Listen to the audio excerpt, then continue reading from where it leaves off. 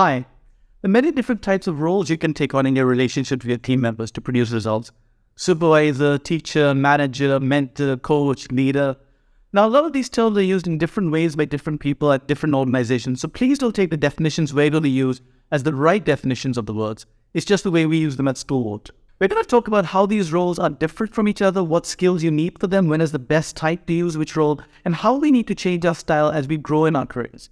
When most people are hired for their first job, they take the role of an individual contributor, and the first thing they need to do is develop task expertise. And if you excel at your job, then you might be promoted from your group of peers and be given a supervisory role.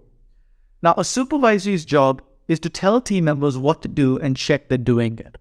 A sales supervisor, for example, might call the team members every day to check what their progress is on the targets and to give further instructions. And the skill you need to develop at this level is finding a way to achieve both task-focused and people-focused simultaneously. Most supervisors end up either being too task-focused or too people-focused. If you're a task-focused supervisor and one of your team members is struggling, you might find yourself getting frustrated with what you feel are excuses and telling them to just do it. Or you might feel that there is not enough time to explain and that with your task expertise, it's probably just going to be faster to jump in and do it yourself.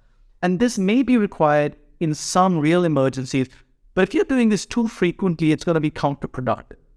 It's like a parent jumping in to do the homework for their kid instead of teaching their kid how to do it. If on the other side, you're overly worried about being liked, then you might end up buying the excuses of your team members and either telling them not to worry about it or diving in to do the work yourself. So most supervisors spend the time figuring out where to place themselves on the axis and what compromises to make.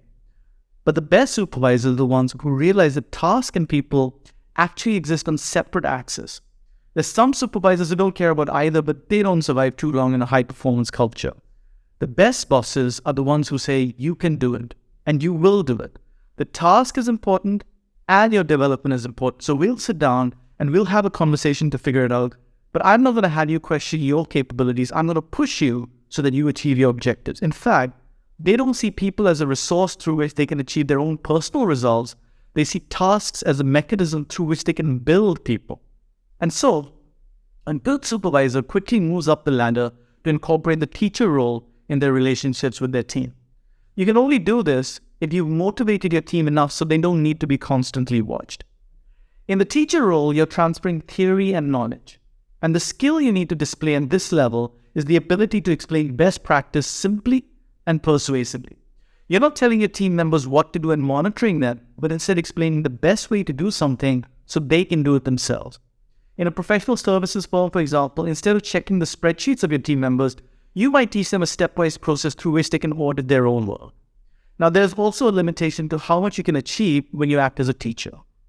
When you're explaining to your team members the right way to do something, you're not empowering them to do it in new, possibly even better ways. Or perhaps you're not giving them the space to do it in a way that makes best use of their own strengths and working style. You've got to check that the systems you've asked them to follow are actually helpful to them and practically implementable as well. Do they feel that the systems are there to help them achieve their targets or to help you monitor and control them? Because there is a huge potential downside to over-prescriptive teaching. If you explain to your team member that in order to achieve an outcome, they should do A, B, and C, and then they don't achieve the result, then they might simply say to you, I did what you told me. And what they're implying is, this is not my result, this is your result. So in order for you to produce better results so you could contribute more to the organization and rise further in your career, you need to keep a culture which your team members feel a sense of ownership and accountability for the outcomes they produce. But they can only be held accountable for results if they are the ones making the decisions that influence that outcome. And that means you also start taking on the risk of them not doing it the way that you would have done it if you were making all the decisions. So if you want to grow, you've got to let go. And you can only move to the manager role if your team members have a certain amount of process mindset and an ethical long-term view.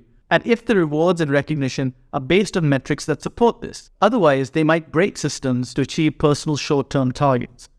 The tasks you're delegating as a manager are much more complex than when you're a supervisor. And because you're not monitoring them the entire time, the skills you need as a manager is rigorous communication. The ability to make your expectations very clear, to translate them into unambiguous commitments, to manage those agreements, and hold people accountable to them.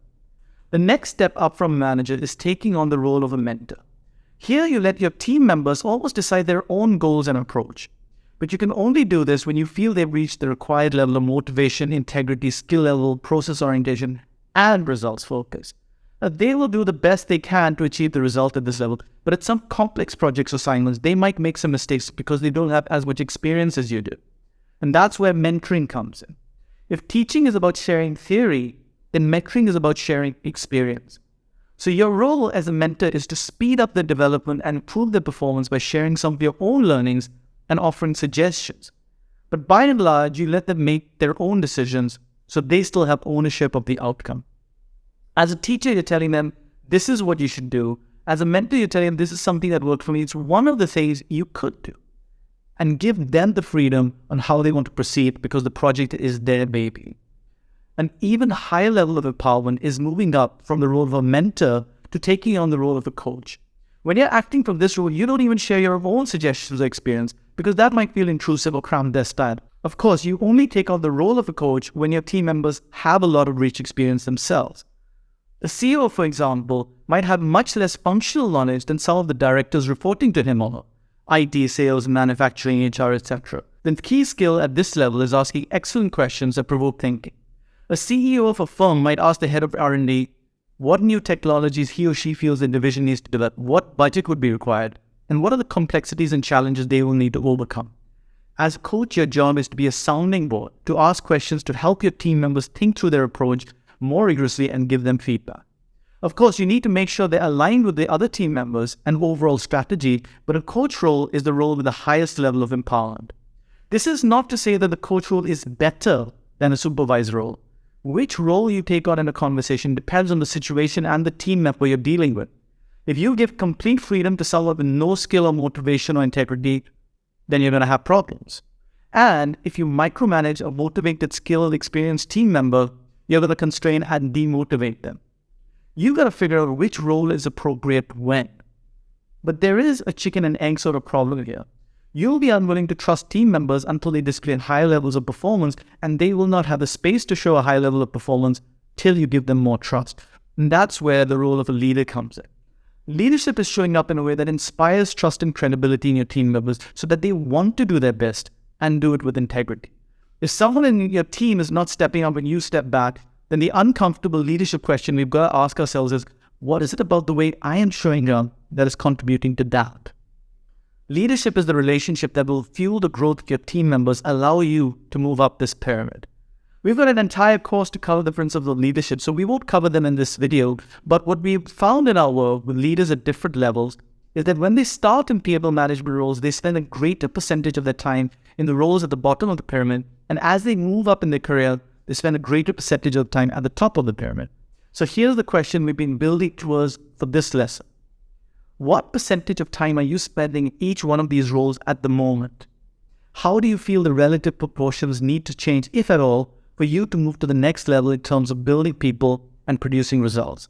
And what actions would you need to take specifically to make that happen?